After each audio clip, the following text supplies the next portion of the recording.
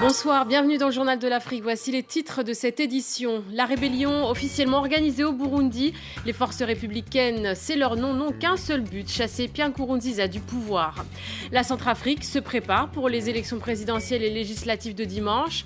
Les autorités redoutent des violences lors du scrutin. En prévention, l'archevêque de Bangui parcourt la capitale avec sa caravane de la paix. Reportage de notre correspondant à Bangui à suivre.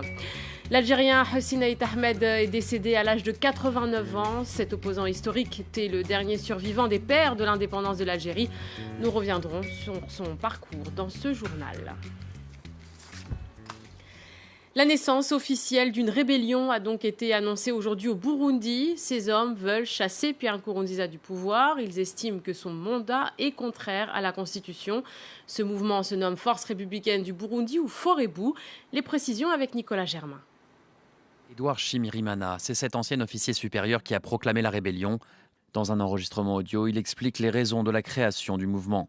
Le régime de Pierre Nkurunziza a vite basculé dans une dictature féroce. Le terrorisme d'État, le monopole du pouvoir, le génocide rampant, la terreur, le pillage et honteux de la richesse nationale, les assassinats politiques. Plusieurs attaques rebelles ont eu lieu ces derniers mois et notamment le 11 décembre, mais jusqu'ici elles n'étaient pas revendiquées, nous explique cet analyste. Il y avait un problème de paternité de cette rébellion. Aujourd'hui, la rébellion est revendiquée, on aura quelqu'un qui va répondre, des actes aussi. Il y a les actes de ce qui se passe, les actes, que ce soit les tueries ou même les actions éventuellement s'ils ont conquis un territoire. Le président de la coalition de l'opposition a dit à France 24 qu'il n'avait pas de lien avec cette rébellion, mais qu'il comprenait pourquoi elle s'était formée. Certains experts pensent que Shimirimana pourrait avoir un lien avec le général Niambare, qui a fui le pays après son putsch manqué du mois de mai. Ce mercredi au Burundi, 7 personnes accusées d'avoir participé à cette tentative de coup d'État ont été présentées à la justice. C'est dans ce contexte de tension que doit débuter en Ouganda un dialogue politique lundi prochain entre le gouvernement et l'opposition. Le président ougandais Yoweri Museveni est le médiateur de la crise burundaise. Les élections présidentielles et législatives en Centrafrique auront lieu dimanche, un scrutin auquel peuvent participer les populations qui ont fui les violences ces 2 dernières années. Ils ont obtenu ce droit grâce à une décision de justice. Vous voyez ici des réfugiés centrafricains au Cameroun. Et en tout, ils sont 400 000 à avoir fui leur pays depuis le début des violences en 2013. Et c'est évidemment sous tension que va se tenir ce scrutin de dimanche, un vote qui doit mettre fin à la transition en Centrafrique et mettre le pays sur la voie de la paix. Dans le quartier du PK5 à Bangui, où un bureau de vote a été attaqué lors du référendum du 13 décembre dernier, l'archevêque de Bangui a symboliquement organisé une marche pour rallier le quartier chrétien et le quartier musulman. Reportage sur place d'Anthony Fouchard, notre correspondant. Devant l'archevêque de Bangui et sa caravane de la paix, comme il la surnomme, les barrières illégales se lèvent. Monseigneur se faufile entre les voitures brûlées, direction le quartier musulman du PK5, suivi par une foule de chrétiens, excités pour certains d'y remettre les pieds. Pour aller vers kilomètre 5, ça me fait très plaisir. Ce que nous voulons seulement la paix, rien que la paix. La paix pour nous tous, les musulmans, les chrétiens, nous voulons seulement la paix. Et là, tu n'as pas peur de traverser ? Je n'ai pas peur parce que je crois que tout est fini. On est déjà au final. Bienvenue, trottine quand même pour rejoindre le cortège et quelques minutes plus tard, c'est l'arrivée à la mosquée centrale de Bangui où Monseigneur salue l'imam avant de reprendre son périple, s'arrêtant pour écouter les doléances de chacun. Tant qu'il n'y aura pas de chrétiens au PK5, il n'y a pas de solution. Et tant qu'il n'y aura pas de musulmans en ville, il n'y aura pas de solution. Nous, c'est le modèle de la cohésion sociale. Dans les ruelles réputées inaccessibles, Monseigneur avance avant de rejoindre l'avenue principale. Partout des maisons détruites, incendiées. Plus personne ne s'aventure par ici. Et c'est bien pour ça qu'il faut marcher par là, insiste l'archevêque. J'ai brisé la méfiance pour créer la confiance. J'ai vu des gens depuis 3 mois se saluer. Il y a une femme qui pleurait parce qu'elle n'a pas vu un membre de sa famille. Et aujourd'hui, à l'occasion de cette caravane de paix, elle a au moins vu un membre de sa famille. Peut-être c'est ce geste de Noël que je pourrais garder dans mon cœur. Je participe au désenclavement parce que dans ce quartier, il y a des chrétiens, il y a des musulmans, il y a des frères, il y a des centrafricains. Et ils doivent vaquer librement leurs occupations. Pas sûr que les barrières illégales soient retirées après son passage, mais l'archevêque continuera de marcher sur les lignes rouges de la capitale. Aujourd'hui, ce n'est pas seulement des gens qui sont allés au PK5, dit-il, c'est l'opinion qui a traversé. Il était le dernier survivant des pères de la guerre d'Algérie contre la puissance coloniale française. Hossein Ait Ahmed est décédé à l'âge de 89 ans à Lausanne, en Suisse, des suites d'une longue maladie. Il avait fondé en 1963 le FFS, le Parti des forces socialistes. Faisal Metaoui, journaliste au quotidien algérien El Watan, revient sur la carrière de cet opposant historique.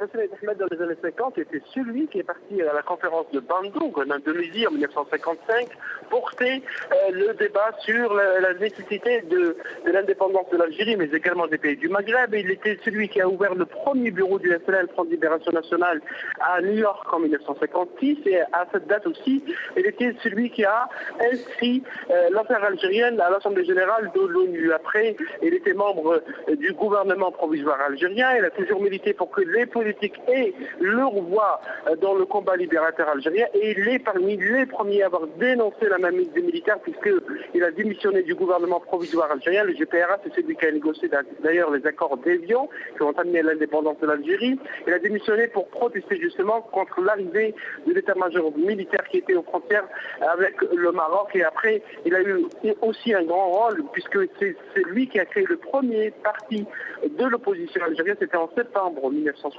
C'est le Front des forces socialistes. Il a dénoncé le coup d'état militaire contre Ahmed Ben Bella en juin 1965. Il a dénoncé le système du parti unique du colonel Boumedienne. Il a également dénoncé l'arrêt du processus électoral en 1992. Donc c'est un homme qui a toujours porté la parole de l'opposition, qui a toujours milité pour les libertés démocratiques en Algérie et également pour que les politiques dirigent le pays et non pas les militaires.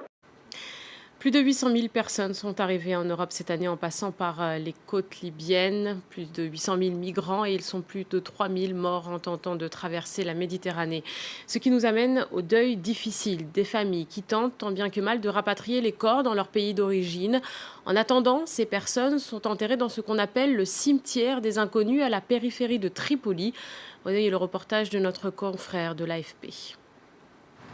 On l'appelle le cimetière des inconnus. Un cimetière proche de Tripoli, en Libye, où de nombreuses tombes ne portent aucun nom, juste une date, celle de la découverte du corps.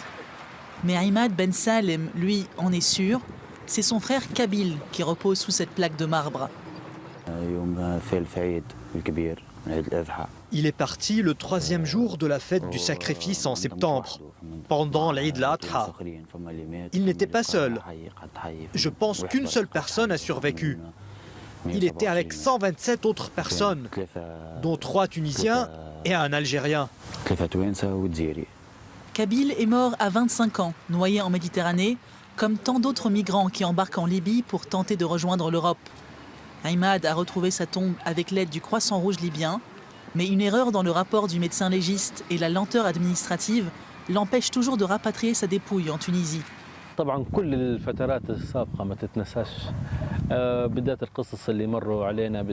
Cette période sera à jamais gravée dans nos mémoires. Nous avons vécu beaucoup de choses et nous avons vu des cadavres d'enfants et de femmes. Et nous avons la hantise de nous retrouver un jour face à quelqu'un que nous connaissons ou d'anciens collègues. Nous avons peur de les retrouver morts sur la plage. 300 nouvelles tombes viennent d'être creusées ici. Selon le Croissant Rouge libyen, plusieurs centaines de migrants y sont déjà enterrés, venus de pays ravagés par la misère et la guerre. Ils seront rapatriés dans leur pays d'origine si les autorités réussissent à les identifier et à contacter leurs familles. La Libye et ses 1770 km de côte sont devenus une plaque tournante de l'immigration clandestine. Les scènes de rescapés échoués sur les rives, comme ici mi-décembre à Tripoli, sont désormais monnaie courante. Les passeurs prospèrent dans un pays où règne le chaos. Pas d'esprit de Noël en Somalie. Le gouvernement a décidé d'annuler les festivités des fêtes de fin d'année. Dans ce pays à majorité musulmane, les autorités redoutent que la célébration de fêtes chrétiennes attise la colère des terroristes Shebab. L'an dernier à Noël, 12 personnes avaient été tuées lors d'une attaque à l'aéroport de Mogadiscio. Et pour terminer, un peu de musique. Quand le hip-hop fait oublier les tracas du quotidien, au Zimbabwe, un groupe de danseurs s'entraîne quotidiennement sur les derniers sons du moment. Un bol d'air pour ces jeunes qui cumulent souvent plusieurs emplois pour s'en sortir. Célia Caracena. Énergiques et coordonnés, ces jeunes répètent leur chorégraphie sous l'œil attentif du professeur Hilary. Tous les jours, à l'heure de la pause déjeuner, ils se retrouvent pour se défouler en musique, le temps d'oublier leurs soucis quotidiens. La troupe Elysium signifie beaucoup pour moi. C'est comme une famille, en particulier le professeur Hilary. Il est un père et une mère en même temps. C'est lui qui a ouvert des portes qui étaient fermées dans ma vie. L'énergie des danseurs contraste avec la morosité ambiante au Zimbabwe. Les données officielles sont rares, mais selon certains analystes, le chômage toucherait 80% de la population et des milliers de jeunes auraient quitté le pays. Certains danseurs de la troupe Elysium cumulent plusieurs emplois pour s'en sortir. Pour leurs professeurs, danser est la meilleure façon de canaliser les frustrations. Quand ils quittent l'entraînement, ils sont trop fatigués pour penser à autre chose. Donc ils rentrent juste à la maison, ils peuvent lire, s'occuper des tâches ménagères, plutôt que de traîner sous les ponts ou prendre de la drogue. Certains jeunes ont dû abandonner leurs études faute de moyens. Mais la danse, pas question. Le phénomène prend même de l'ampleur. Les troupes de danse se multiplient dans la capitale zimbabwéenne. Et c'est la fin de ce journal de l'Afrique et toute l'équipe se joint à moi pour vous souhaiter de très belles fêtes de fin d'année. Nous vous retrouverons lundi avec Pauline Simonet pour un nouveau journal.